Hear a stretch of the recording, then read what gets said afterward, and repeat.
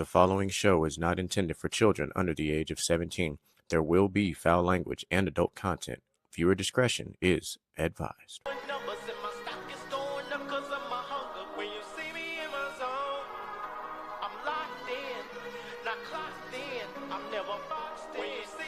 When I'm in my zone, I feel like I'm alone. I feel like I'm unknown to the world that's full of clones. My originality's focused on principalities broken. I'm loaning my heart and soul to the game that's scared to pay it back. And failure is a motherfucker. The strength to go on and believing in another sucker who don't see the vision in you. So you gotta work harder times two. Gotta make it do what it do with the limited sources you have. Your dream is still a fine motivation in you and inspire the world to do. If you love it, then fuck it, get through it. Yeah. Mumble mentality activated. I waited for so long. Get burners out, outweighed. When you see me in my... All right, it's time for us to do that Wednesday thing. Ladies and gentlemen, welcome to a very special episode of Gentlemen's Talk on a wonderful Wednesday night. The weather's nice for once in a lifetime. It ain't overly hot, but we here on your favorite pastime. But tonight is going to be the Michael Jackson's Art, Pain, and Human Nature, aka a 2-in-1 type of show where we're gonna break down the biopic that has just came out not literally a few days ago, and we're also going to have a very special Michael Jackson versus featuring Light Michael versus Dark Michael. But before we get into all that tomfoolery and fuckery and all that other type of shit like that, we're gonna do these introductions. All right, so I am the one that they still call Mr. GQ, and hey, you know I'm bad. I'm bad. Come on. Y'all give me a second. I know I'm still on my computer speakers for whatever reason. It's not picking up my USB. But Mike the GOAT. What's going on? Sound good for what it's worth. What's going on, Mr. Gent? And I love little Michael. I hate you for that. I never thought we would get a longest yard reference. Oh, little Michael. Like this. But I'm with it. All right. So we talked about this being a 2-part episode tonight. So it's basically going to break down like this. The first half of the show, we're going to go around, do the round table thing. We're going to talk all things Michael Jackson biopic, burning questions, overall views. We're going to talk about the critics versus the reality of the situation. And then for the second half, the closeout part of the show, DJ Michael B is going to take over, and we're going to hit this Michael Jackson versus because he is one of the few legendary artists that has so many hits. He has 3 separate careers, and 2 of them have so many records that you can literally do a versus for it. So I ain't going to spoil that. I'm going to let DJ Michael B do his thing when it's time for that. So let's get started with the best part of this whole thing. So initial reactions for the movie. I apologize. Let's see. We got Anna Powell. Welcome to the show. What's happening? Yeah.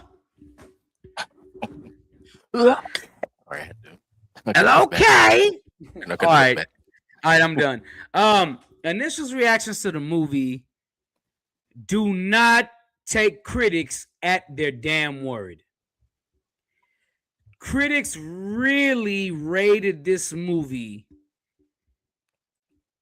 for the most part under a 5 on a 10-point scale, which was crazy to me.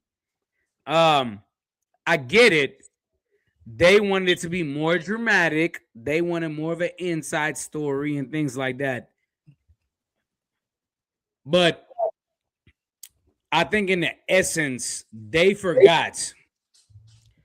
There's not too much controversy surrounding Michael until the 90s. So when they stopped that bad, there's really nothing more to talk about probably than, and Mr. Gent said it last night, probably than the Diana Ross thing. But other than that, there's nothing to talk about. So, hey, yeah. Look, we just got pop-up guests just happening. So it's all right. So welcome, Auntie and Unc. That's just reading what the headline says. So that's what we got going on. Oh, I know who Auntie and Unc is. Hey. So Auntie and Unc is my mom and dad. I wanted them on the show. because they lived through the hype of the Michael era, pretty much. So like they can give a pretty good insight on how the movie looked and how they went through it. 'Cause they had the outside view of everything that was going on. Yeah, we did talk about that in our meeting last night. Like for the three of us, well, really, when it's five of us on the screen, it doesn't even matter. None of us were born during Dark Michael, as we like to say. We were all born to Light Michael. I was born in '89, so I was right when he was in between light and dark. He was like light bright Mike at that time. So it's like my first, like my initial first introduction, if you will, to Michael Jackson was literally watching Thriller as a kid and being scared half to death because like, what the hell am I watching on TV right now? Hey, facts. Like I thought it was a movie. I was like, oh, this is a music video. That is crazy. So between that and Remember the Time and Black or White, three of his phenomenal video projects that went down. But back to initial reaction for the movie. Yeah. Initial reaction for me, I went to go see it twice. The first initial reaction, I was like, dang, they showed us everything that we knew. Cool. That's fine. But it was the moments of like the concerts and him singing and seeing Jafar. I'm like, that's Michael. That's like I feel him. Like I feel that his voice speaking through him. And that's what kind of just changed the whole trajectory of the movie for me. Because like I had to just stop thinking, oh, this is a biopic. This is Michael right here. I had to mentally think, oh, this is Michael right here. And seeing him like hitting, what was it? Human Nature. Yeah. I'm like, oh yeah, that's Mike. That's Mike. Yeah, that's Mike right there. So like it fed the child of me because they can talk about it, about how what Michael did to me when I was a kid. But seeing it the first time, I was like, dang, there's a lot of stuff that they could have talked about, a lot of stuff missing. But the second time, I was able to sit down and actually just enjoy. Yeah, and it was a beautiful flick. Yeah, there's missing things, but at the same time, for what it is and what they could talk about, it was great, honestly. Okay. Yeah. No. My initial reactions was I was emotional. When I left the theater, I called Mama. It's the first person I called. I was like, Mama, you need to go watch this movie. Like, for somebody who was not born during that era of when Michael was doing what he was doing, I felt everything that was happening in that movie. Like from the Jackson 5 at the beginning to how they literally were doing things that, you weren't doing that type of stuff when they were little. Like Lil Michael was a savant of music. He was ahead of his time. Like to have that polished of a voice at so young and be able to go to these carnivals and stuff and have people like absolutely losing their mind. It was like, okay, there was the Jackson 5 part. Then we get to like the early Michael stuff. And it was just like every concert, every interaction, it was just like, man, I was like, I kept feeling those emotions of what was going on through that movie. And my absolute absolute did not like Joe one bit for what he was doing. But I was like, I gotta step. And I think it's because I'm a parent now. So like I see it differently than like if I was not a parent and I saw it. But then like we talked about in our meeting last night, which we'll get to towards the end of the show, I understood what Joe was doing. It's just the delivery was not the best for what happened. But overall, for it being basically the part one of a 2-part, possibly 3-part movie, I said it last night and I'll reiterate it. It's gonna, when it's all said and done, it's gonna go down as a top 5 biopic of all time. I truly believe that. We talked about it last night in the meeting as far as like relatives capturing family members. This is going to be one of the best you've seen. Like out before this, we saw, O'Shea Jackson being his dad in the Straight Outta Compton film. We were like, okay, that was pretty dope. But then to see Jafar take over and do Michael like this was absolutely just phenomenal. And of course, the fact they literally resemble each other in so many different ways was crazy. Yeah.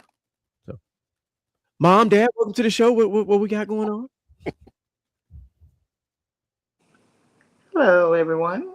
Hello, everyone.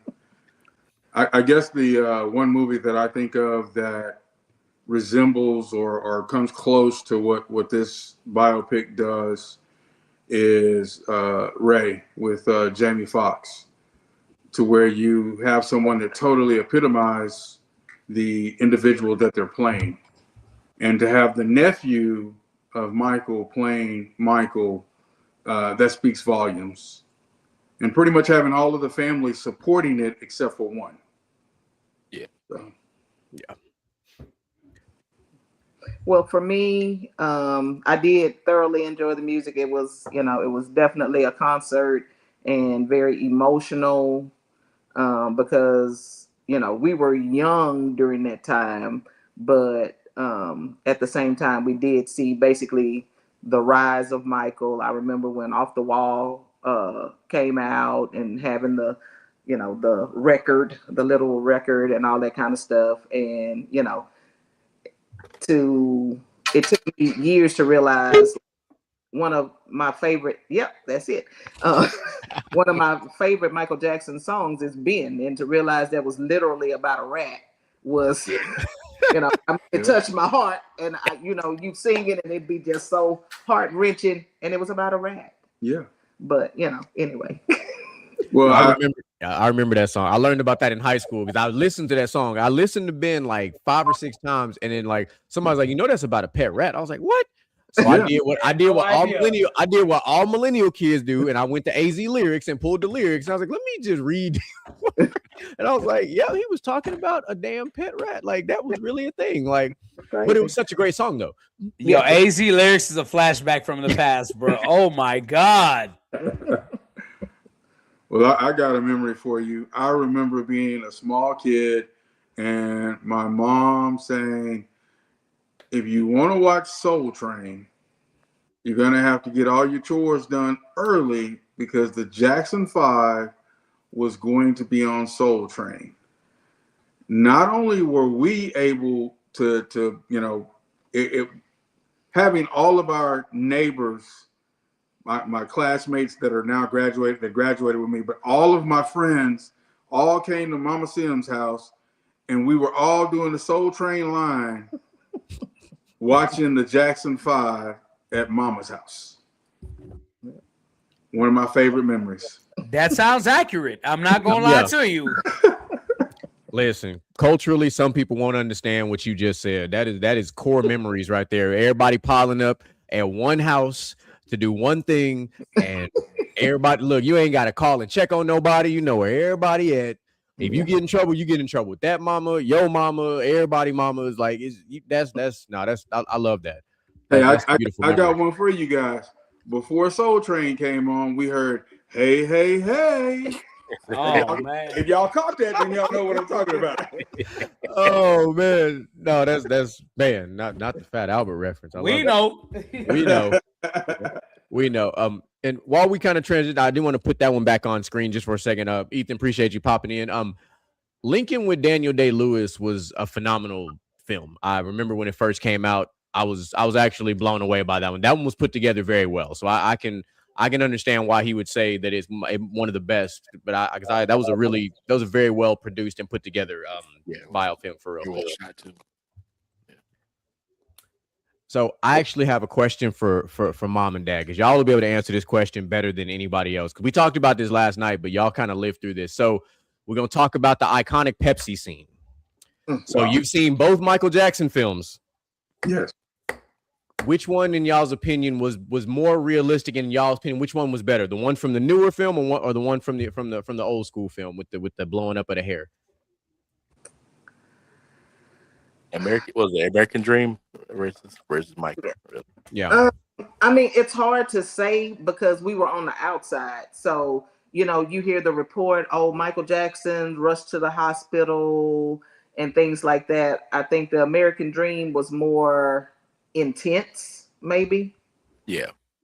More descriptive, or showed more. The Michael, it was, for me, it probably was more emotional, because now I blame Joe for it. Before, I didn't blame Joe. You know what I mean? Yeah. So now it's like, if Joe wasn't doing what Joe does, then that wouldn't have happened to Michael. Yeah. So it made me mad. Before, I'm thinking Michael's just living his best life, doing Pepsi, the commercial, yada or whatever. But now it's more emotional with the new one. So I can't really say.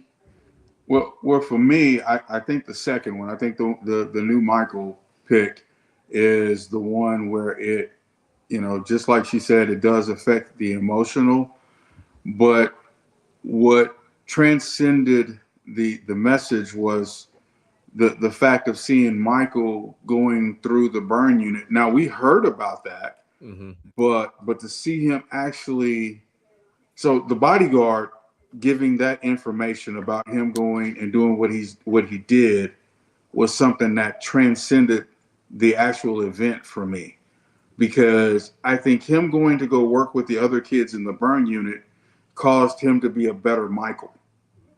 And I think that the second one, even though the first one was very intense, like she said, but that second one, because the emotion was there, but they gave you background information to see him as he's healing, he's still working with kids. He never stopped working with kids. Still thinking about others, and doing what he did, Which that was an amazing scene, and I'm glad y'all said that, because when you really do think back to both films, in the original film, they didn't give you a lot of backstory. A lot of us, like me, I would have never known that the reason the Pepsi thing even happened is because Joe was trying to work with Don King and trying to get all this other stuff going, and all of a sudden kind of trying to get that last little bit out of Michael, and then boom, insert controversy.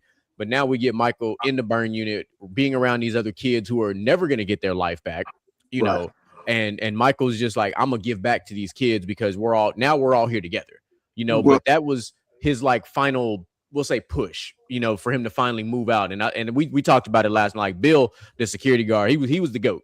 Yeah, like, he was the GOAT. He was. I was waiting on him to take Joe out. I was too. I was hoping to go and just take Joe out. We thought the same thing as on that last scene when they did the final goodbye, when Bill kind of stopped him. I thought Bill was gonna catch him in the jaw one time. I was gonna go and give him the 1-2. I was like, please just chin check it one time. Just one time. That would, hey, I would go out and cheer. But the other thing that they really, in this particular movie, when he made the emphasis about the money, he said, I want to make sure that these kids, and they've never really emphasized that. They've never really made that to a true point that's what he did with the money. Yeah. From the lawsuit, to say, I want this burn unit, I want these kids to benefit from this money. Which was huge.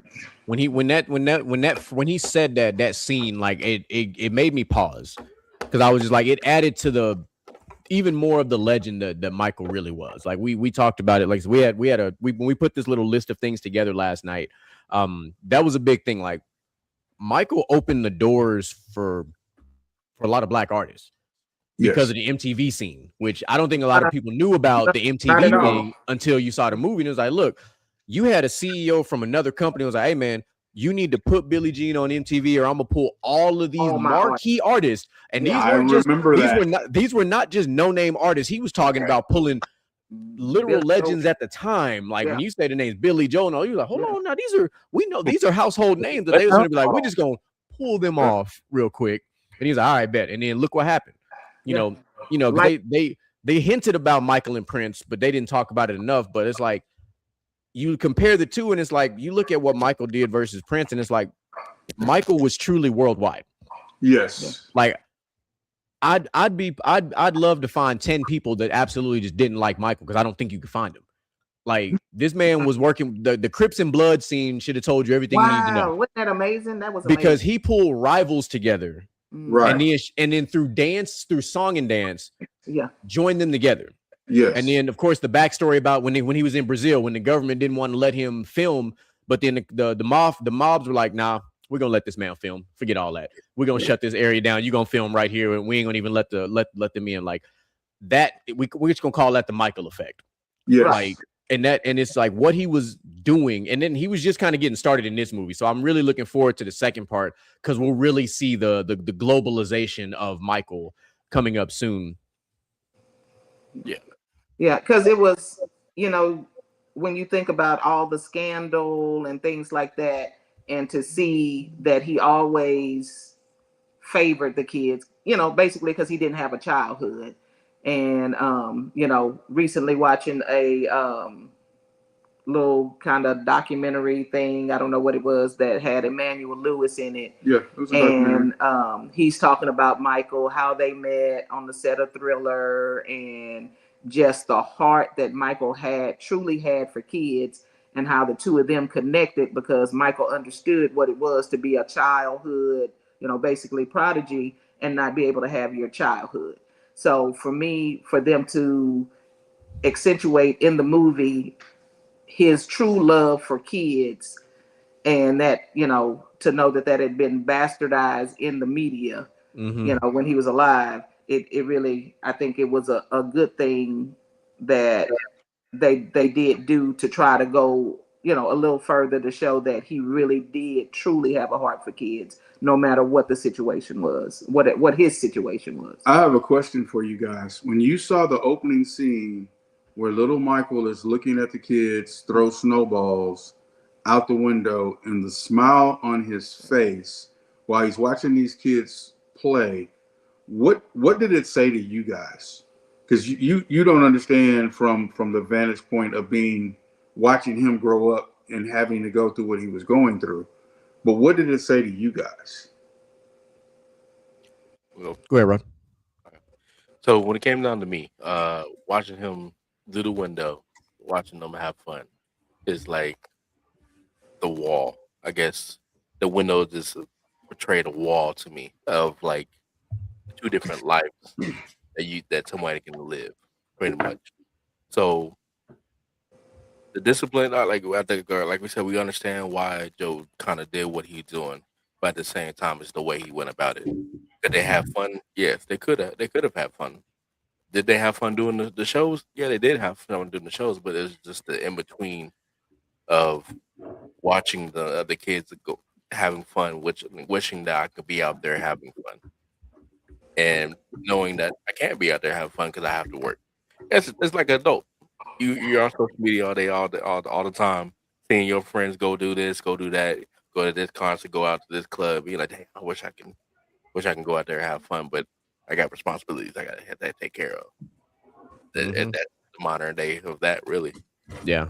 I saw what I like to call physical and mental imprisonment, because he wanted to be a normal kid, but he didn't know what it was to be a normal kid because his whole life had been revolved around music and his family, which is nothing wrong with it being revolved around like your family and stuff, but you still have to have a life outside of your family. Like, we all love our families collectively. Like, we love being around them. But we also understand we have our own lives outside of the family. In Michael's case, it was family and that was it. There was no outside like that, which is why I love the way they built how Michael kept acquiring all his different animals, his friends, as he called them. Like, he kept getting more and more, like, all of a sudden, because I ain't gonna even lie to you, the scene with the chimp, I cackled. I was cackling in the theater. I was loud. I was like, that was the cutest, funniest thing at that time. But I was like, he's like, but that's my friend. He never once referred to them as pets or anything else. Those are my friends, which should tell you like where his mind was. And every time he acquired a new friend or like that, it made me go back to that scene that you're talking about, because he was like, he just wanted to be a kid, but his childhood was taken away from him because Joe was cracking that whip, to use an extreme reference, but that's essentially what was happening. Like, they came back from that show when they went out to Illinois when they first started touring. Right. Like, oh, I thought we did good. And he's like, plug it up. We got to rehearse. And he's like, man, but the kids are tired. And he pulled the belt out.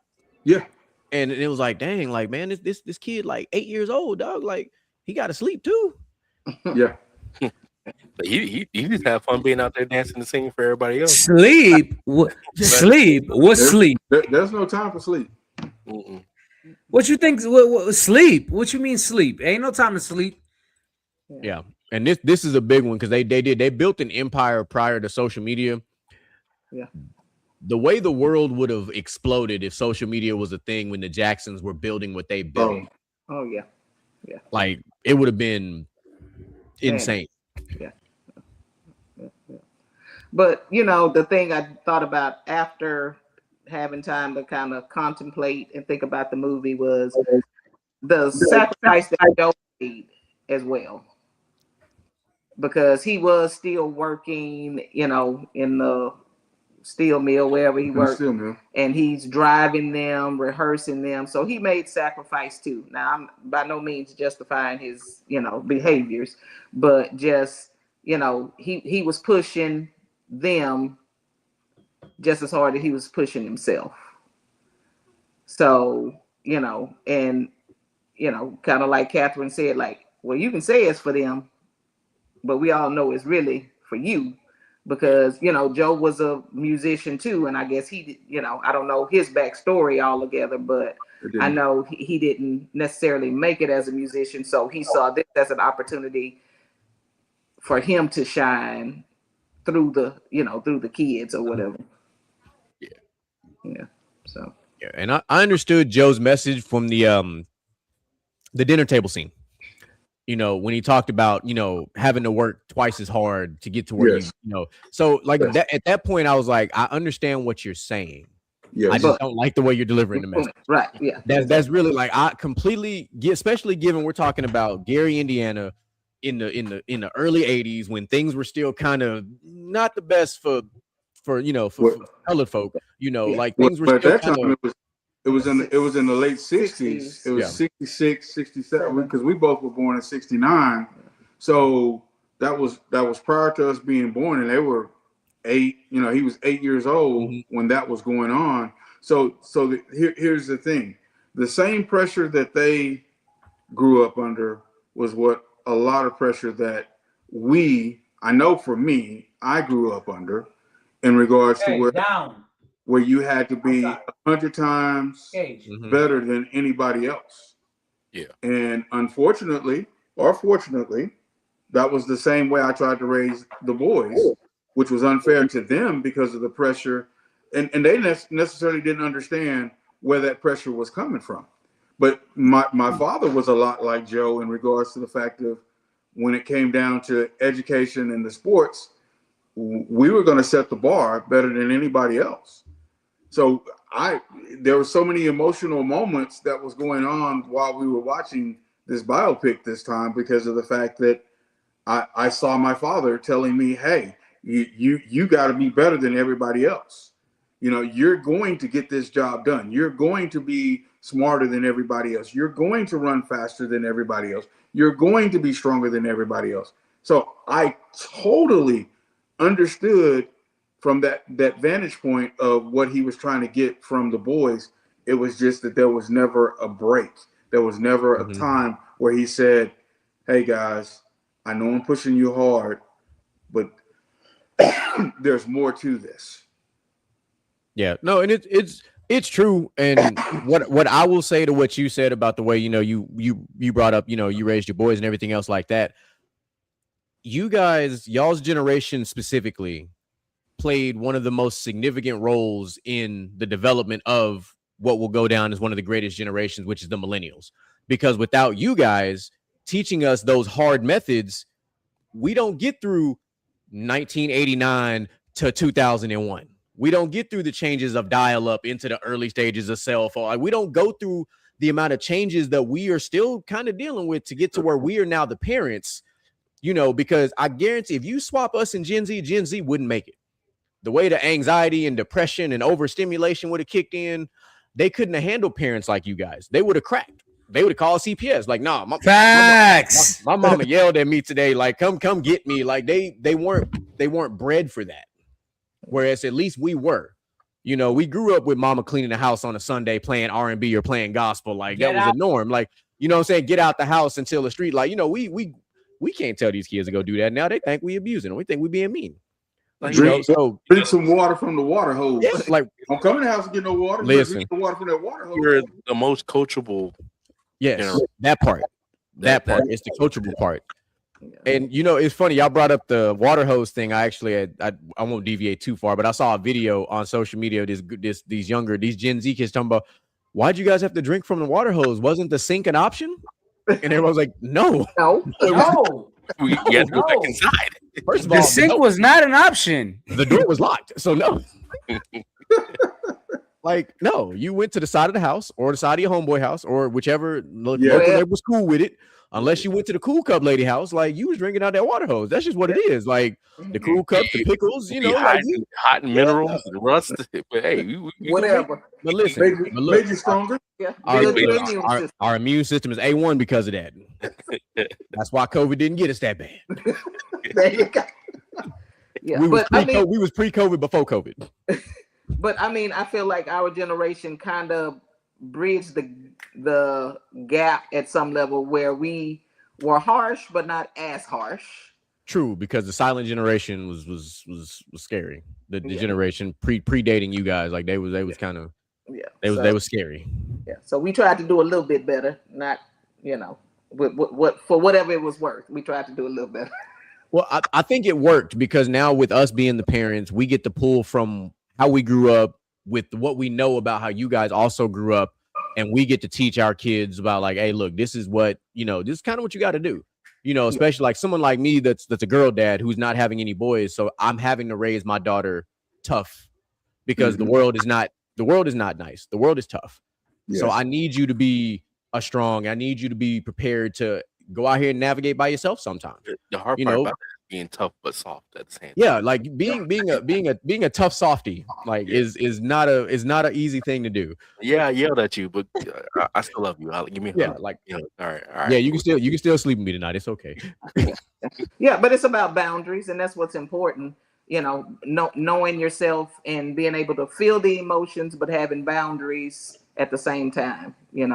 So I can be upset about a thing but still love you, like you said. Yeah, that's what I'm talking about. Yeah, so we talked about Ethan a couple shows back. He's one of my partners I work with. He's a brand new girl dad, so he's going through the fun phase, the newborn phase where they still sleep for the most part, none of the sleep regression stuff, the fun stage. They just eat, sleep, and poop all day. We like that phase. That's fun. Is when they start stumbling and walking, where it's like, oh hell, here we go. Everything didn't happen. Everything got real. Put it down. When my daughter got the Bambi walk, I was like, we in trouble. Yep. Lock everything up. Oh, Liz, things been locked up since before she was born. That is not a game. We still got the child locks on the cabinets. We do not play that. I watched enough movies growing up. We don't play with these chemicals. Yeah. At all. I don't think they understand. Your baby was able to hold the bottle at 4 months by herself. Yeah. They understand. They understand. Listen, when you got to multitask, you got to multitask. I'm just you got to do. Yeah. So, and something I'm going to bring this question back to Mom and Dad, because y'all brought this up, but we didn't. So I saw the article, but I wanted to get y'all's opinion about how y'all felt about Janet opting out of this film.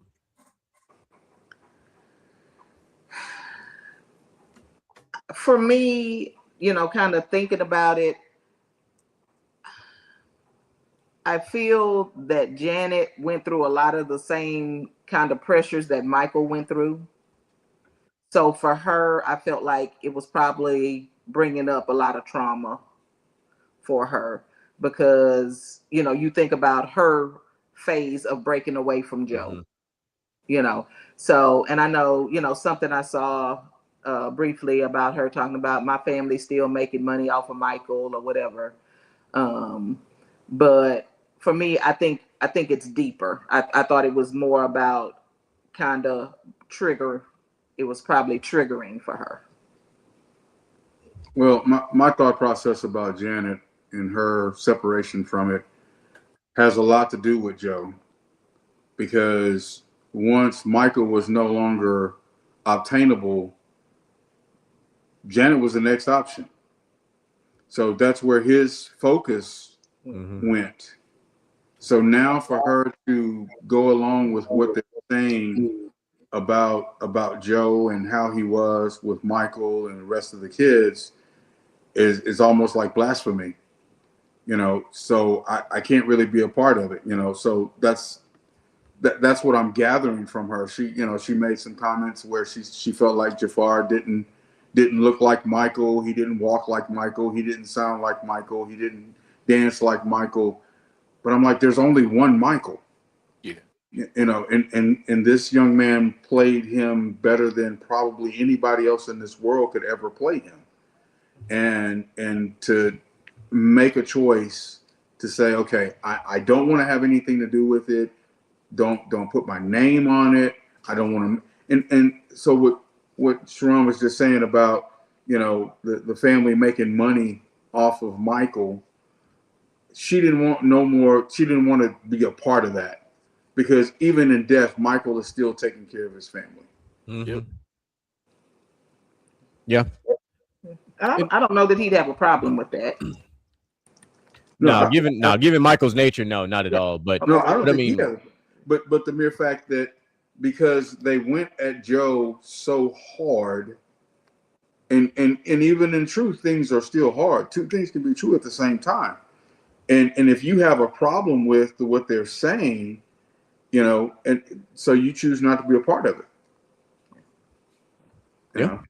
So that's why I feel like that's why she opted out and said, I don't want any part of it. So I mean, I think it's disappointing because I think it could have been a great thing for the whole family to be on board, because I think it did show Michael in a positive light. And even something I heard, you know, Catherine said at some point she didn't realize, you know, she thought it was Michael on the screen, you know. Yeah. So I think it would have just been a great opportunity for family togetherness. Well, here's the other caveat to that, because just like you said, family is family, and we all have our own devices. We have our own remembrances of what happened when we were growing up, things that took place that happened to me that my brothers may not remember, and things happened to them that I may not remember. But in that same process, just like with Patrick, Shannon, and Sherrod, things happen that they have a different type of remembrance of things taking place. So imagine all of those kids in the same house, growing up with different remembrances, and you're thinking that it would come out the same, but it doesn't. You know, because, you know, the crazy part about it is the fact that once Michael, I did not realize that Neverland, when we say Neverland, I thought it was just Michael's house and his animals or his, you know, his friends, and that was it. I didn't realize Neverland was still home with Joe and his mom and his brothers, and they all still lived in the same house. And to have Joe talking about, I'm gonna get my belt and beat his ass, and he's a grown man. I'm like, oh, wait a minute, hold on. But anyway. But no, for that's I love the whole thought on that, because it's great, and to kind of put a bow on the Neverland thing, just the fact that he's reading the book, and, you know, Joe has been depicted as Captain Hook this entire time, you know, is like, man, this is crazy. Like, never would you would think that somebody would take a childhood book like that and turn it into his life. Yes. Right. Yeah. You know, like that's a beautiful thing for a kid to use his imagination, a sheltered kid at that, unfortunately, who had nothing but time on his hands, to take that and expand that in a way that most people wouldn't have thought about doing. You know, and then to kind of go back on the Janet thing, it's like, well, I mean, you look at that family, like Michael and Janet were the superstars, point blank, period. Like, you know, because Janet, we know Janet's we know her music career, but then she also got into Hollywood and started, you know, acting and doing all the other. So it's like, you know, so when Janet forged her own path, man, she really did separate from the family. Like, she was just out there, just doing it. Yeah, like, she left and she never looked back, you know, and you know, but we have to go way back to when she was a little girl, and this is the thing that, you know, I was telling Sharon, we were talking about when Good Times, when you start talking about Penny, Lil Penny, when she started acting on Good Times, when they were talking about, there was a scene on Good Times where when Polona was taking Penny away from her parents because they were abusing her mom because her mom was abusing her. That was a spin.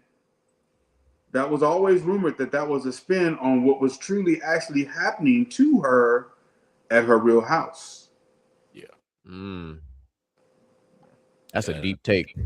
Yes. Yeah, that's a deep take. That's crazy. Man, something about them sitcoms from way back when, boy, they just They're different. That's what Gen Z is missing. They ain't got no sitcoms to change their life. They ain't got They don't have they don't got none of them shows. No Fresh Prince of Bel-Air, no Cosby Family, Cosby Show, nothing. They ain't got no kind of shows like that to help define their childhood. No. Yeah, that's true. Real Housewives. Yeah, Lord, gee, God, Real Housewives. What's the other, the hip hop wives or whatever they call them? Like they got the Kardashians. That's their iconic show. You know, it's like unrealistic. Yeah, reality TV, which has which they wonder why the dating scene looks so trash now. Well, look what you grew up on. Trash. Right. Yeah. You grew up on trash. You live in trash. Yeah.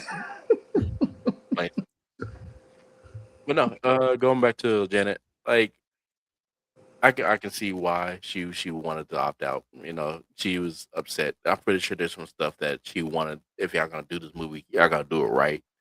Yeah. And there's a lot of story that they left out. Yes. That I feel like she probably was upset that they left out of it. And shoot, even one of the biggest things is the Wiz that they left out.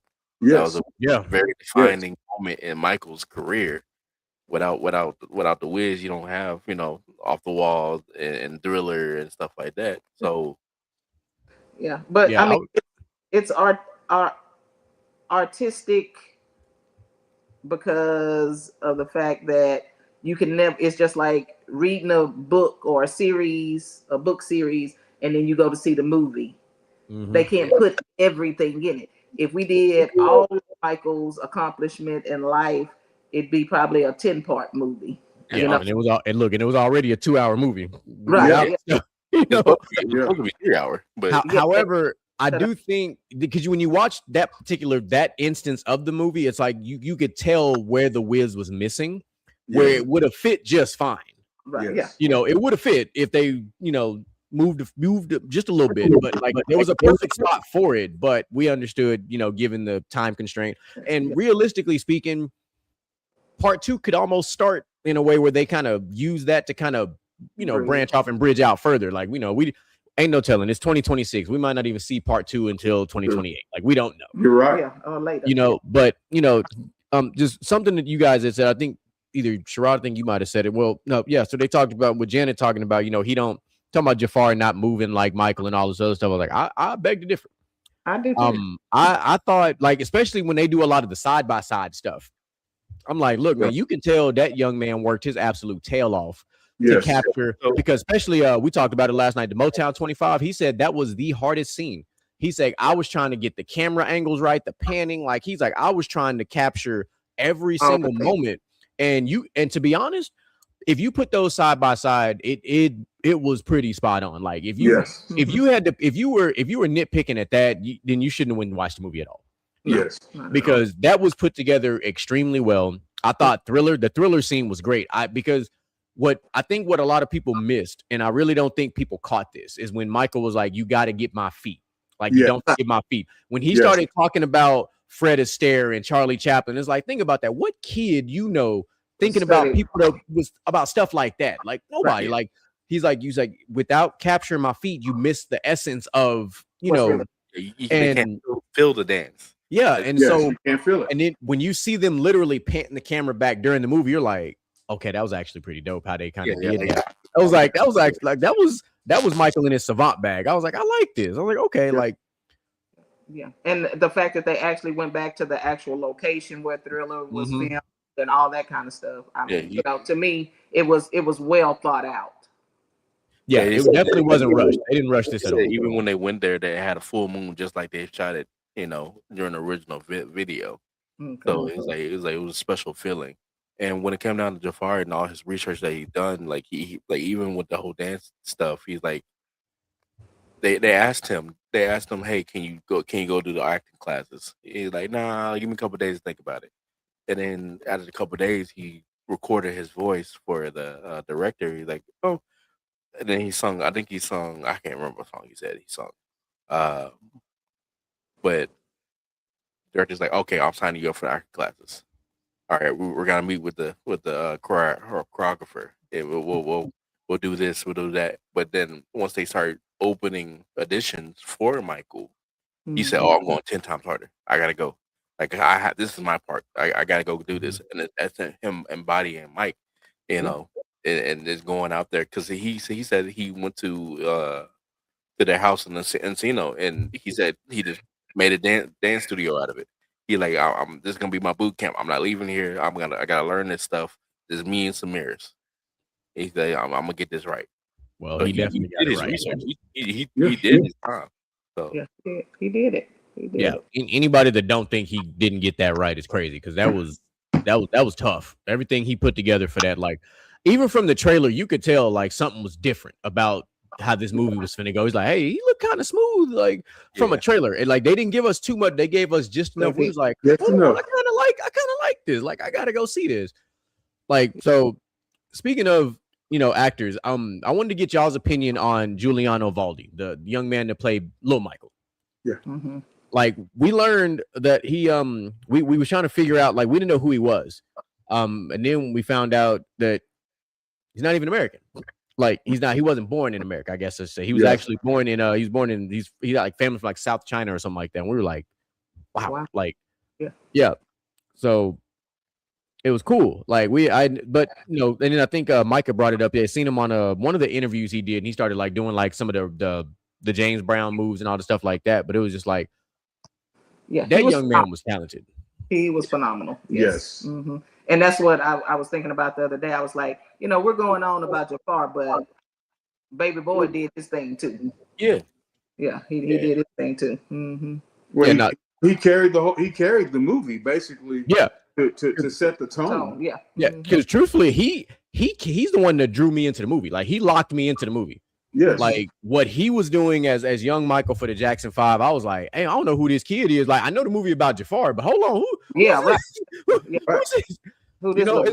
It's like me going to go be a scout and I'm going to go look at the number one player in the country, and here goes this other random player that I'm like, I don't even know who you is, but you done stole the show. Like what we got going on here? Mm-hmm. Like that young man got a bright future. Yes. Like he got a bright future because if this is your first time on screen and you played a legend, one of the three legends, you played Lil Michael, which is still a legend, and it's like, and you did it phenomenally. Yes. Like you did it phenomenally well, and it was like, man, like and then he talked about, he said the audition was hard. He auditioned like, I think he said like 9 or 10 times. Before he finally got selected. Like, so that tells you, I'd be genuinely curious, like how close was it? Like how many young men were this close for him to be the one to get it? Like, did he blow him out of the water? Like, how did that go? Because where y'all found him at? Right. Yeah, for real. Because like when it came down to voice, the scene of him doing, Who's Loving You in the studio. Yes. Oh man. Yeah. Yes. Man, that was so good. You but the fact that this movie captured those little details, like, hey, Michael, don't move your feet in the studio, like, because he's such an active guy. So like for you to catch that multiple times, like, hey, just settle down, don't move your feet, like, keep your feet still. It wasn't just about his voice why he was telling him to not move. It was about the fact that now we have technology to hide those noises, any discrepancies. Back then they didn't have it. You had to be perfect. Back then, and that's why they moving. They picked up every sound back then. Yes. Yeah, and Sherrod's been to Motown, to where the original studio was, and just to see how simple it was. And how they actually got the Motown sound, the hole in the ceiling and the different little idiosyncrasies that made it the Motown sound. And it was not to the technology. No. Hey, listen, old school acoustics and the way the buildings are set up is always a beautiful thing. Yes. Especially if you know how to use it. Yep. It's your thing. Yeah. And that was the thing that, I thought about too after the movie, thinking about Quincy. And when they actually left Motown, and I said, Quincy understood who Joe was, and he was like, you don't come over here and run this. So that's probably why they ended up leaving Motown. I felt like it was a lot of things in the movie that were insinuated, not necessarily addressed. Yeah, for sure. But you had to kind of read between the lines to get the, what was going on. Yeah, Well, I didn't. Yeah, go for it. Go ahead. No, I was just saying I enjoyed how he was learning the intricacies of learning the studio equipment. Right. At such a young age, like he was sitting there like a true, like, hey, I'm locked in. Like, okay, so this does this. Okay, cool. And what about this? Yeah, Barry Cody the GOAT. Yeah, because that was really cool to teach a 8-year-old or a 10-year-old. Tell him about lying about his age, but no, a 10-year-old basically. Hey, this is how a studio works. This is how you make the sound louder. This is how you do the reverb. This is how you take the music in and out. Like, who's teaching that to a 10-year-old and they picking it up like it's nothing. You know the crazy thing about Motown, what I've learned is the fact that they bred it and gave a lot of artists and taught a lot of artists that they had a lot of things for them to be successful without them. Yeah. So like they that's how they grew from them, because they taught them everything they needed to know to be better and to move on. Exactly. So when Motown lost its Motown sound, is due to the fact of that we really taught y'all a lot of stuff. We taught y'all how this industry actually works. We taught y'all this, that, and the other, and then y'all leaving us. So exactly what happened. Yeah. No, for sure. Because the Gladys Knight story is crazy too. No, for sure. So we got one last question I want to get out there, because this is kind of like our comic relief, and then I'm gonna let Micah take over for the light versus dark verses over there. So we talked about one of the funniest scenes in the entire film, and it brought up a very important question: what is worse, getting fired by a fax or on your day off? Oh. Because the fax was iconic, because Joe was in the middle of, he was looking at some money stuff, like he was working, like he was in the zone, and he was like, oh, I got a fax, this must be business as usual. Yeah. No, Joe, you ain't got a job no more, partner. Yeah. Because the bad thing about Joe is he was on his day off and he was fired. Exactly. It was both. It was both. Like you took 2 L's in a matter of 5 minutes. That's crazy. I wasn't even doing nothing. Catherine, look at this. That boy done fired me. What? On by paper, a piece of paper. Couldn't even look me in the eye and tell me like a man. Yeah, Catherine was proud of her boy. Oh yeah, she was. Hey, listen, that was when I seen Catherine chest poke out in that scene, I was like, yeah. I was like, yo, that's what I'm talking about. But I told them last night, I did like Joe's subtle little get back where he was like, I'm thinking about framing this. Yeah. Like I was like, I do like that little get back. I was like, you know what? That was a good little get back. Like I get it. Yeah. And that was crazy because Mike was like, okay, I want to do a solo album. Oh, okay, Mike, that's what we've been waiting for. Okay, but y'all gonna have to fire Joe. Y'all gonna have to tell Joe. Y'all gonna have everybody had to tell Joe or fire Joe. He was not gonna do it, and he's still living under the roof, same roof. Yeah, still gotta go home to that. Like, but I'm gonna need somebody else to fire him, not me. Yeah, I got the belt waiting on you. Come on, have a seat right here. Can you imagine? Because if he did it, because he was in his room, playing Twister with the monkey, with Bubbles and everything like that. He probably like, oh yeah, everybody's asleep. Everybody, you want some ice cream? Cool. Right, everybody in here, and, Yeah, I've been waiting. Something going on. What's happening? I've been waiting on you, son. Yeah, here I am. Yeah, that was crazy. I loved it. Yeah, no, I definitely, I had to close out on that. We talked about that last night. You know what? That's actually a good little comic relief segue type of thing. So, like I said, if we at that point of the show, we're gonna make that transition. Our resident DJ, the GOAT himself, DJ Micah B, I'm gonna let you take over and do your versus thing, my brother. Well. Since I get to do the versus thing, here's how it goes. We have this thing. We're not going to call it White Mike versus Black Mike. We're going to call it Light versus Dark, right? We're going to compare if there was a versus to do Light Michael Jackson versus Dark Michael Jackson. And I'm going to start with Dark Michael Jackson, obviously. We're gonna do 15 songs. I did say we're gonna do 15 songs, so we're gonna do 50 songs. The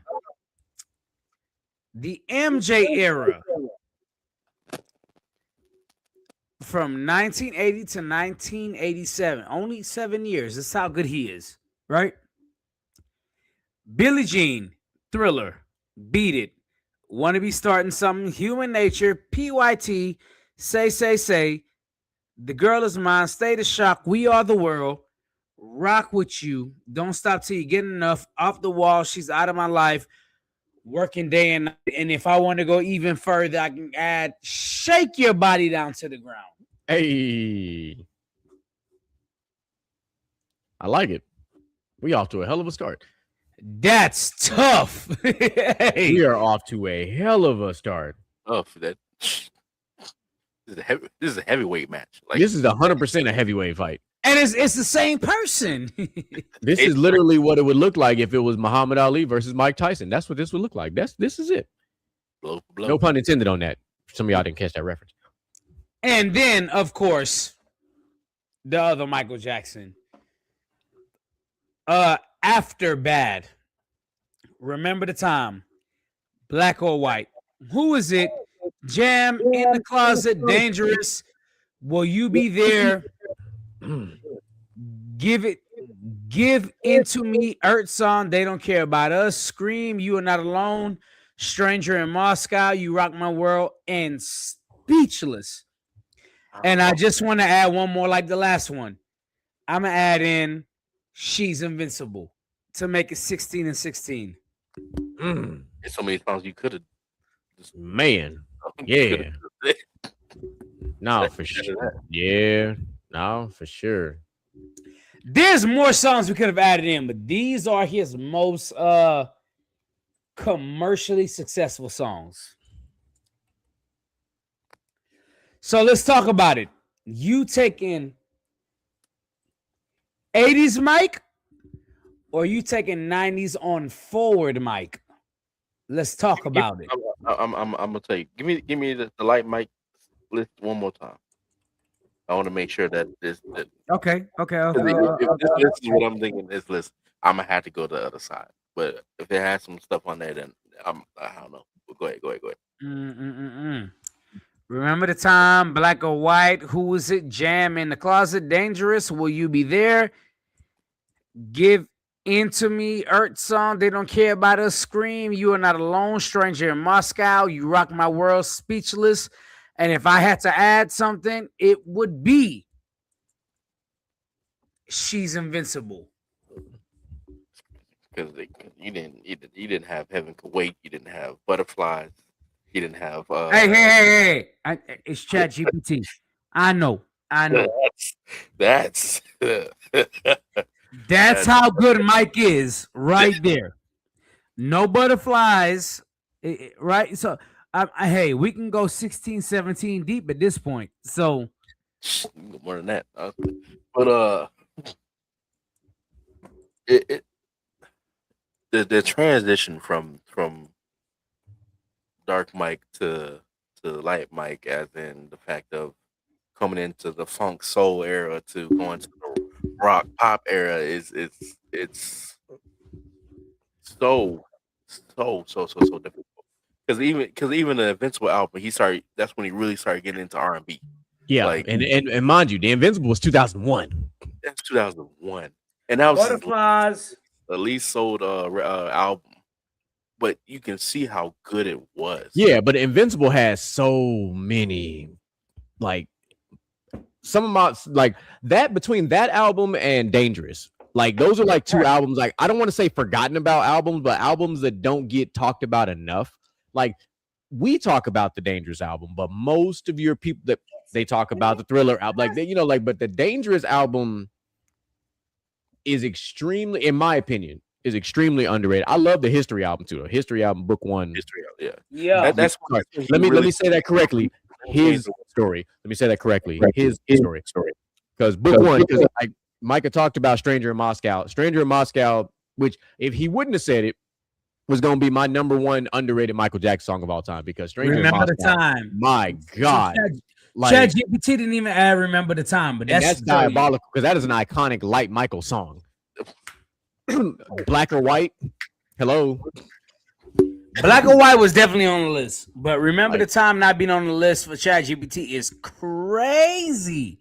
Yeah, because when it comes, you got dangerous. You got to realize you got Jam, you got In the Cloud, you got Remember the Time. Jam was there. I know. I'm just saying, like, I'm just talking about the Dangerous album. You got just the album. Black or White. You got Who Is It? You got Speed Demon. Will You Be There? You got no. I absolutely have to do this because we were only doing 80s, 90s Michael, but I have to do this. Going back before that, I Want You Back, ABC, I'll Be There, The Love You Save, Never Can Say Goodbye, Dance Machine, Mama's Pearl, Maybe Tomorrow, Sugar Daddy, Looking Through the Windows, Who's Loving You, Shake Your Body Down to the Ground, Santa Claus Is Coming to Town. Yeah, Ben. We truthfully could have had the first ever triple threat verses of the same person. Even with his renditions, Ain't No Sunshine. Rockin' Robin. We didn't even talk about Rockin' Robin. See that, and that's what I'm saying. Like Mike really had 3 decades of shit. Which is why I have zero issue saying like what we said in the meeting and what your headline saying about Mike being the GOAT. Like the Michael Jackson movie solidified it for me that Michael won the battle between him and Prince. Prince did what he was supposed to do. Prince was great. Like, but he did not the global impact of Michael, I'm sorry, is probably the greatest of any human. Not probably, it is. Like, I mean, whether you want to use a musician, an athlete, an actor, a president, a historical figure, whatever. Michael is arguably, we fucked that. Michael is the greatest global entertainer, human. Not even close. Like, all right, say yeah. This. Okay. Look at that comment and remember what we was talking about. The Free Willy soundtrack. We didn't even talk about it. So the crazy thing is right now, the biggest, I guess, the biggest superstar in the world right now is what? Taylor Swift. And her highest selling album sold 14 million copies globally. Michael's social media era. Michael's worst sold 14 million copies globally, and that was Invincible. Okay, different time frames though. I will say that different time frames. But still, that's fine. But the argument will be made that it was harder for Michael than it was for Taylor Swift. Because you have to sell those. You had to sell them. And Taylor Swift had the advantage of social media, and like, yes, they all these newer artists unfortunately lost. Right. They lose numbers to streaming. They lose numbers to streaming.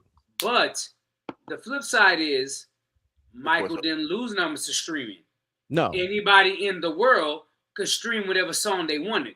So that's the flip side. It's a two-edged sword. It's like, hey, Michael didn't have the benefit of streaming. Taylor Swift had the benefit of streaming, but Taylor Swift also doesn't have the benefit of everything before streaming. She doesn't have the benefit of people wanting to legitimately buy her album and stuff like that. And people did. So think about it. If Taylor Swift, if people had to buy Taylor Swift music now, would she be as popular? No, she's gonna get watched by everybody else. I don't know.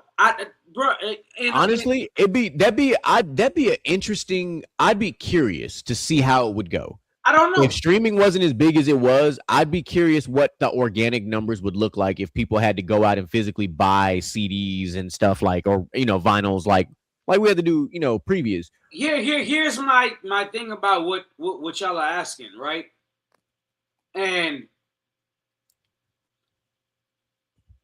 I think people would, and the reason why I would is because I absolutely think, like right now, if people was buying hard copies or whatever, and you couldn't just download it and play it, yeah, I do think Taylor Swift would sell out like she is, and probably even more than she is selling out now. because she's world renowned. Like maybe not her first or second album, but I think by the time the third album comes out and things like that, and it's like, hey, this many people is downloading, this many people are streaming. Mm-hmm. When they combine together, hell yeah, I think they would go crazy. Yeah, and absolutely. The other difference that you have to look at, there's two things. There's two big things. We talked about streaming. Remember, Michael didn't do press conferences. Michael didn't do interviews. He did albums. He did albums and music videos, and that was it. So again, what did Taylor Swift do? Interviews, music videos, everything. She did all the things. Just think about it. But I think you can't. But I feel like you can't fault her. No, I'm not faulting. What I'm saying is look at the two styles. I'm not saying you're faulting her, but I'm saying like you can't fault her numbers as far as it goes for how much people listening to her music. You can't fault her numbers just because Michael Jackson didn't have that. And in actuality, if her numbers are as good as Michael's when it comes to streaming, it's fair game because Michael didn't have the ultimate streams and unlimited streams. You know what I want to do? But Taylor Swift didn't have the overall, I could buy this album, buy this album, buy this album, buy this album, buy this album over and over again. So, and if you ask me, I still think Michael is better, but I just think like you got to look at Michael versus Taylor from two. I'm gonna do by the end of the year. Hold on. I'm gonna do by the end of the year. Do with this movie that just came out. I'm going to test the stream levels of Michael and Taylor this year and see what the numbers look like. I'm gonna see what the numbers look like. I'm actually interested in it, honestly. Like, I think the only and Micah can attest to this. I think the only numbers that we read that I guess you could compare that would give them a level playing field would be their tour numbers, because they both did do global tours. Yeah, that's and right now, hell, we talk about global tours. I don't know if y'all seen the numbers for the Weeknd's final tour. That he done amassed one of the highest grossing tours of all time. Like, it's in the billions. Like, is this final tour. So, like, I think you'd have to look at the tour numbers because that's the only thing because you can't, that's no matter what era you're from, tour numbers are tour numbers. Like, people gonna flock to your show, globally, nationwide, whatever the case. Like, that's because Taylor Swift's last tour did do phenomenal. Like, we're not gonna act like it didn't. It did phenomenal. So it's like, what did her best tour do versus Michael's best tour? And that's probably a much more. The sad part is he didn't get a chance to do his best tour. No, but his other. Yes, he did. He did some great tours. Thriller was his best tour. Yes, it was. He didn't do a Thriller tour. He had to do the Victory tour. No, the Victory tour was not his. Thriller was Michael Jackson's best tour. Like, everybody would agree with that besides you. Like, Thriller was the best tour. What tour is Thriller? What tour? Never mind. I'm not No. Thriller had more than 8 singles on an album. Thriller is his best tour. For it. So Thriller is his best tour sure. So here I got the exact info here. So there was no official solo Thriller World Tour during the peak of the success. It was the Victory tour. He performed. Basically, Joe cockblocked his tour. He did, because he was about to go on a Thriller tour. He wanted to do the Thriller tour, the Thriller World Tour, but he couldn't do it because. However, if he had done a Thriller tour, that might have gone down as one of the greatest tours of all time. Exactly. But which still, the Victory tour still grossed $75 million at that time. But in 1984, if you look at inflation and everything else now, 75 million is a lot. Yeah, no, it is, but it was the way they sold the tickets is what's kind correct. of Yeah, 100%. No, 100%. Yeah, that's unfortunate. But That's a tour we should have had. Like, just think about the visualization of the Thriller tour of how it would have looked. Like there's no you would have skips. it There's would no have skips at all. because now that we understand how Michael thinks, like Yeah. from a visual perspective, the Thriller tour would have been one of the most visually appealing, greatest things, period. But and speaking of just Michael and his brain, I went back and looked at something because Michael brings it up a lot. He talks about Michael Jackson's Super Bowl Oh performance. yeah. And so I didn't know this. I learned this last night, actually. I was looking at it last night at like midnight. Michael's glasses were the start. So he was on stage, glasses on, and they could not start the music until he removed his glasses. So when Michael got on stage and everybody was losing their mind, he stood there for 2 minutes. For 2 minutes. And like then he finally like so they like the studio director was over there just like, Michael, can we start? Like, can we start? Like what like he said, for the aura. Oh for the aura. Yeah, like that shows you the power and influence of Michael. Yeah, man. Like that is something that we won't have replicated because he broke down so many doors and barriers. And you think about the collaborations and all the things that he did. Like we did a versus just now over adult Michael. We could have literally went WWE and made this triple threat with young Michael as well, and it would have been compelling. Still It's like battle. it's an actual close battle. Like depending on what side of this equation you want to fucking be on, it just is. Like I just want to say I think that might be it. I think Michael just might be the greatest artist of all time. Like, no matter how you want to frame it, like, don't matter the genre. Don't like people who wanted to there were people, me and Micah had a long talk about this one day. There were literally people who were trying to compare like Michael and Elvis. And it was like, first of all, don't do that. That's Don't disrespectful. disrespect him like that. Don't like, because first of all, I don't think Elvis is better than James Brown, but I'm gonna leave it right there. So anyway, Sherrod does. No, who? Don't put that on me. Don't put that on me, Ricky Bobby. He say, hold on now. Hey, Sherrod love Elvis. That's what they do. He love listen, that white shit. You're right. Hey, you're right. Taylor Swift would never do a Super Bowl. And now I think if she did do a Super Bowl, I do think a lot of people would tune in because they would get let's call it what it is. They would get a break. I'm gonna say it like that. They would get a break. Yeah, I give you that. I'm gonna keep it at that level. I don't want to get too deep in the woods on that one, but it would be a break, even though it's not that serious. But some people would say that it's that serious because of the last 4 years. But yeah, no.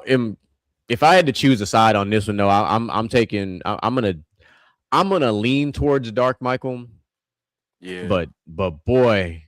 If you ask me this question 10 times, I'm not even gonna lie to you, the answer gonna change. Because Light Michael got some haymakers that I'm just like, because I go back to that. Like I go back to Remember the Time and I go back to Black or White and They Don't Care About It. I was like, those are songs that were huge for my life. Like one of my college projects, I used Michael Jackson's Black or White because I did a project in humanities in black and white, and I couldn't think of another song, but Black or White just fit perfect. This is pre-Canva and video editing, but then you just think about that song, like the guitar, like like he was uniting races in a single video because he had black, white, Asians, he had everybody, and you were like, yo, this man really was. In the beginning of the yeah. He got everybody, and then remember the World song. Let's not forget. Like they even did a rendition of it, a modern day version. The Justin Bieber did the opening on. They had Lil Wayne in this motherfucker. Like think about that. My life will never be the same, cause girl, you came and changed. That's how I feel. Hey,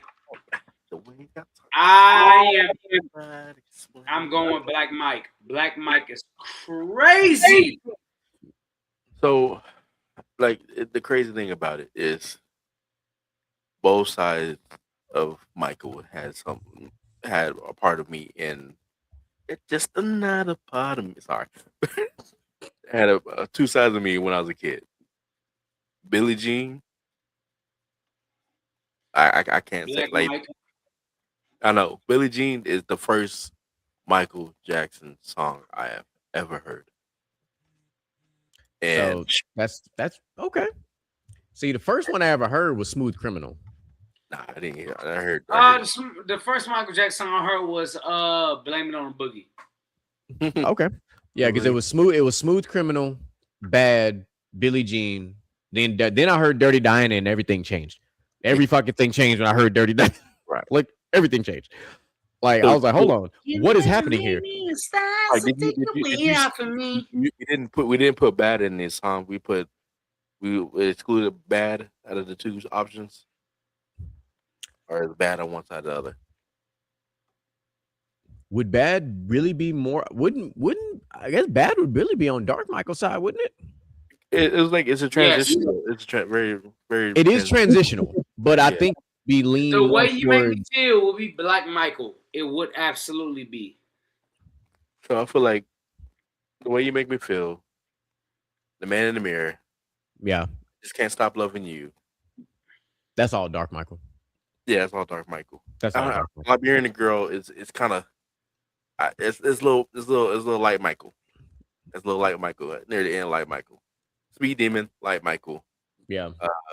Just good friends, like Michael. Yeah. Another part of me, like Michael. Yeah. Well, Speed. I mean, but Speed Demon. That's off the Dangerous album. Dangerous album is 1991 anyway. So no, Speed Demon is on bad. No, it's on Dangerous. It's on bad. I'm looking at it right now. Oh yeah, you know what? Yeah, you might be right. I'm like, No. When I was doing my list of my deep cuts, as DJ Mike could be like, say it came up on why it was listed under Dangerous. I don't know, but that's what I'm looking at in my notes right now. But no, I know Speed Demon because that was on the Wii. That was my thing. Speed Demon. Oh shit. I just think first of all, I think most of us agreed after Thriller, Michael Jackson went white. And I'm not saying Bad or Dangerous is white Michael, but I'm just saying like, yo, you know. Yeah, Dangerous white Michael. For sure. For sure that's all white Michael right there. But Bad is split. Yeah, it is. I mean, it is.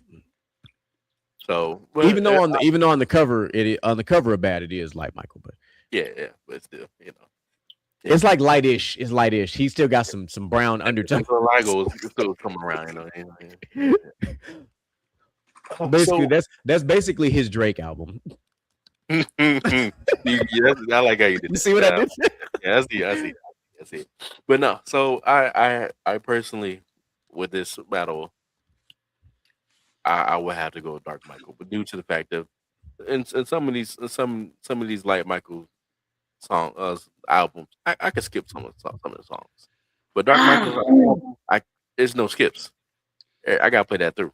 So Black or White, Remember the Time, Jam, Will You Be There, Dangerous. Yeah, I could play that whole thing all the way through. It wouldn't even be. You Rock My World. Yeah, bro. It's tough. It is. That's what I'm saying. If you ask me this question again next week, it'll probably be like Michael. Yeah. Like I'm dead ass. Appreciate you stopping through, Ethan. Hope that little girl don't keep you up all night. So while we're kind of there at this stage, I'm gonna drop my deep cuts because we're getting closer towards the end of the show, but I want to make sure we get them out there. So I'm gonna start with Heaven Can Wait. Of course. Gotcha. It's a good start to the deep cut. I'm gonna give you one that's kind of off the wall, and this one comes from the MTV Unplugged type of game, and this is Three Little Birds that he covered. It's one of those forgotten, right? Michael Jackson ones. Librarian Girl. Librarian Girl is good as shit. Like it's another one of those songs that literally gets forgotten about. So I was like, let me make sure. It hasn't this past year due to the fact of true. But when we talk about these deep cuts, we want to make sure people. But then, Why You Want to Trip on Me? And then last but not least, Break of Dawn. Thank you. Y'all, but that's gonna be mine. Liz, come on, I got you. I got you, brother. We ain't even have to see. We ain't even have to talk about it. You just, it's almost like you knew I was gonna do it. Yeah. But so I give you some of mine. So it's hard to not copy you because a lot of mine, probably about 4 of mine on yours. But okay. so I'm gonna say Butterflies. The Butterflies, it was touching. Wait, so you determined that one is an underrated one? Yeah. People don't talk about it that much. Shit, I do. That's on my top 10 of Michael Jackson songs. Like, what are we talking about? Like, right. But that is true what we talked about last night. You're right, because we did talk about some of those songs would be, if you ask people to name 5, right? Like Butterflies wouldn't come up for a lot of people. Yeah. And the next one I have is his After Death album, Escape, which is A Place with No Name. That's tough. I got Love Never Felt So Good. I'm not gonna lie to you. That's a great one. Justin, yeah. Another one, Ghost. Yeah. Ghost, really good. Ghost, really good cut.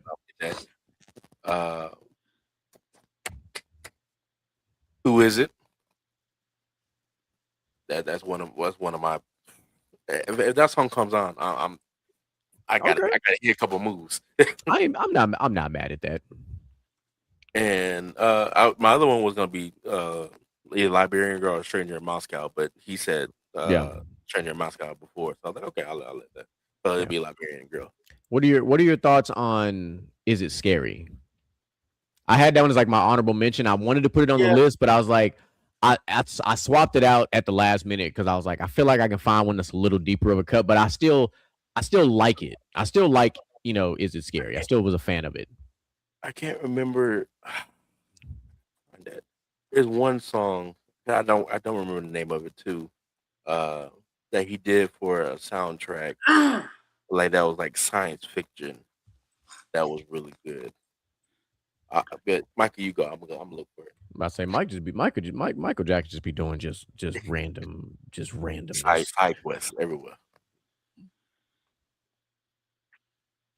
Mike, you go ahead. I will put in She's Invincible because it was not on the list. She's Invincible is a crazy track. I'm a fan. I will also put in the most gangster song Michael Jackson ever made for Blue Gangster. If you ain't never heard Blue Gangster, you got to. You got Michael Jackson was a Crip. I don't care what nobody says. He was. Michael Jackson was a certified Crip. You watch the movie. I mean, he was kind of leaning more towards despite him wearing a red jacket. You like I kind of mess with that Seawalk. That's what I'm saying. Because that was off was it the Escape? Escape? What the hell? What was the name of that album? Escape, right? Blue Gangster's off the Escape album. Yeah. I think so. I feel like it was because that was one of those like hit random tracks that you like. It wasn't his older stuff, but you knew. But nonetheless, I think we got everything. I think we got everything covered tonight. So, yeah. Oh, do you know where your children are? That was another one I thought about. Yeah. I thought about it because I was just like, okay. But no, I sent you a video, GQ, if you want to load that one up. But yeah. Bet. So the story behind this video that you about to watch is the fact that in 8th grade, like I said, Billie Jean was, one of my first songs I listened to. 8th grade, I did a talent show and danced Billie Jean. Blew the roof off that motherfucker. Everybody, like parents, teachers, everybody, like it was up to me, like, oh my god, you can do the mic, da, da, da, da. And this caused shit. Shut up. This causes video. Honestly, this was unrehearsed. This was a day of ask for me to do, and he did it anyway. I did it. I was like, "Oh, y'all doing what? Say less." So what y'all want me to do? Like, if you dance, just dance. Okay, cool. Let's see what I went off straight memory.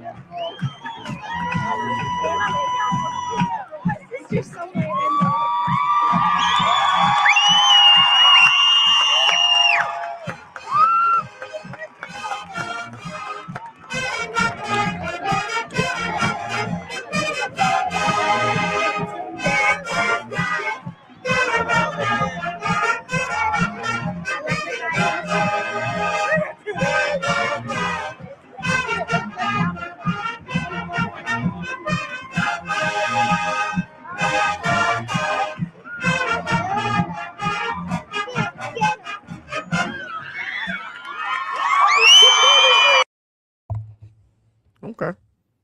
The crazy part about that is, again, off straight memory, like no rehearsal. And that was just the impact. Like, even like now, I've showed my kids that video, and they're like, "Oh, Dad, that's cringe." Well, like at the same at the Listen, same time, it shows them, I applaud you. I also applaud Barbers Hill for trying to put a little seasoning in their halftime show. Yeah. But I'm gonna leave that right where it's at. Let me tell you, they that was the last good performance they had. Okay. I wish I had the video, because like my sophomore year of high school, our show choir, we did Thriller, and we had performed that routine on stage, and I was like, man, I kind of wish I still had that. It'd been perfect to show. But it was great. No, that was cool. Like, especially because that was I was like, man, that's Barbers Hill versus GCM. GCM had only been on for 2 years at that point. That's crazy. They trash, dog water. Yeah. Well, in everything but baseball. Because baseball, they was pretty good at baseball. Them and the Tascasita both were good at baseball. But anyway, I digress. DJ Michael B dropped out. I believe he probably fell asleep at the wheel. Or he died. Either way, he fell asleep at the wheel. So we'll do our closing thoughts. I'll let you start with our closing thoughts, sir. So yeah, another great show. It's a special show because this is my top artist of my life. My whole life has been Michael. He's the reason why I dance. He's the reason why I have the ambition of working with kids the way I even do. But even like Saturday, I went to go to the movies when he was there, and I took my girls. I took my kids, and seeing them come out the theater trying to moonwalk, trying to stand on their toes, trying to do the kick, just warmed me up inside. I almost scratched a tear. Like, okay, right, I love that. I love that for you as a dad. That from one dad to another, I'm a fan of that particular part of it for you, for sure. No, I love it. No, this was fun. Like, we talked about it. You guys don't see a lot of the stuff that we do behind the scenes. Just understand, like, when we put shows like this together, they aren't just thrown together. They are not like some last minute thing of sorts, right? Like, there was actually a little bit of tension in the group from this particular show here, but it was both sides it was justified on both sides. Let's start there. Let's just start there. But this is what happens when you have a bunch of passionate men in a group chat. That's what happens. I think both sides of it were great. I think the pushback was valid on both sides, and I think the timing ended up kind of falling in line where it needed to fall in, just based off a couple of factors. But yeah, could we have done this show last week? Probably. I would have missed part of it because I hadn't seen the movie yet. I didn't watch the movie until Saturday. Took myself out on a date and enjoyed myself. And had me two very overpriced margaritas, but it's okay. It's okay. They were, at least, hey, listen, but they were strong. I got to get a bartender. Probably my man had a heavy pour, so I felt like I was getting my $15 worth for shit, sure. So shout out to Hookie, aka what used to be Showbiz. Still, a nice little hidden gem theater for you to go to, even if you just want to go on a date, if you want to go with the family, if you just want to go like I did by myself, you want to sit at the bar, have a couple drinks, have some.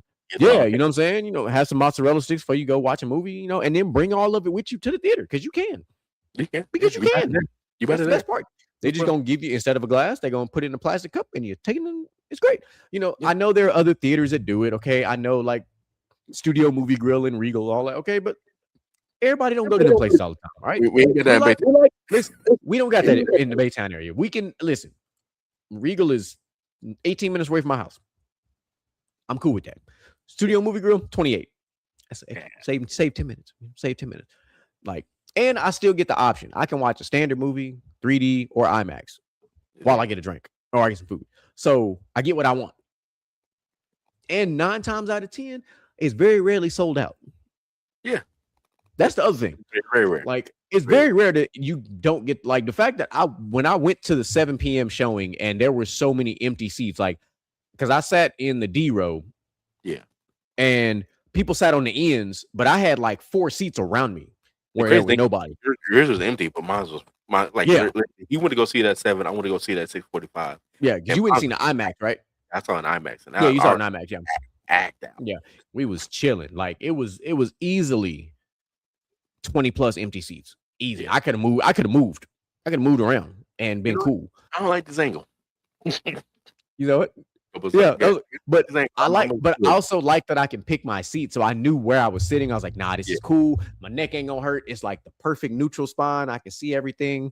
So it's perfect. But my closing thoughts are very simple. I enjoyed this. I'm glad that they waited as long as they did to do this film. And I appreciate the way that they did this film. I like that this didn't look like every other biopic we've ever seen. They left a lot of the racial stuff out of it. They left out the things that would take away from the art of the artist. They really let this movie encapsulate who Michael Jackson was through the eyes and the movement of Jafar. And I am grateful that they did that. Rotten Tomatoes and all you other old brittle ass critics, y'all know what the fuck y'all talking about. This fucking movie was great. I'm half tempted to go watch the motherfucker again because it was so good. Like, movie critics don't watch the movie to enjoy the movie anymore. No, they're all like, yeah, they're looking for what's wrong. Yeah. And truthfully, there wasn't a lot wrong with the movie. Like a couple dates, men messed up, a couple. Yeah, but I expect that though. Yeah, I expect a few dates to not be exactly right on par. Like that's okay. Like if they would have like got if they'd have got like the whole Jackson 5 thing wrong, okay, I was like, oh, okay, y'all kind of, but they didn't. You know what I'm saying? But when they started adding the animals and bubbles and the damn boa constrictor just chilling on the couch, I was like, oh yeah, they captured all. Yeah, he's hungry. He's hungry. How hungry? I don't know. He's hungry. And he was so chill about it. He was like, I'm nauseous. That scene was in the theater, like when they say he's hungry, all you hear in the background, oh hell no. The lady. We was in the theater. I don't know. We had a good blend of people in our theater because we was cracking up on some of that shit. Like we was clowning. And shout out to the trailers. My goodness, there was some dope ass movie trailer. Like the damn. I don't really watch a lot of this series, but I enjoyed that Hunger Games trailer. Yeah. That shit actually looked fire. I was like, hold on now. I don't really watch the Hunger Game, but I might go watch that because I like the way it started. I was like, y'all put them all on the little pedals. They had to run. I was like, hold on now. That's kind of fuck with that. It's gonna be nice one. It's gonna be nice. Yeah, like we got a lot of interesting movies coming out. Like now we're about to start the month of May. We got the Mandalorian and Grogu. You know what I'm saying? We got Scary Movie coming up soon. Devil Prada 2. Like we got Devil Wears Prada 2. Like we got Spider-Man. Man, we might have to revisit our top movies of 2026 again because our list is starting to get stacked. Honestly. So not to mention the shows that are currently out. Daredevil, Born Again season 2 is out. The Darth Maul animated is out, which is phenomenal, by the way. The Boys about to end. Yeah, like I stumbled upon another show on HBO Max. That's a black anime that was written by Ianu. Phenomenal. We're on the second season of that. Great. Oh my god.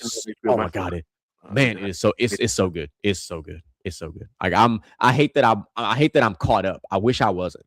Because I just want to keep watching all of it because it's so good. It's so good. It very much gives you Avatar vibes. It gives you Nickelodeon Avatar vibes, like straight up. It gives you with a hint of black, like that's what it gives you, and I love everything about it. It's like if they took Black Panther and turned it into a animated show and then added some Avatar to it. That's what Ianu is. It's great. I'm a big fan. So yeah, I just gave y'all some something you need to go watch. All right, if you have HBO Max and you like animes of sorts, you should definitely go watch this one because you'll like it.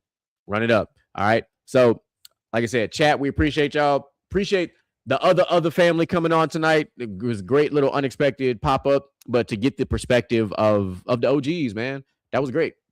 You know, people who literally grew up during the era, saw it live, saw it face to face, saw everything.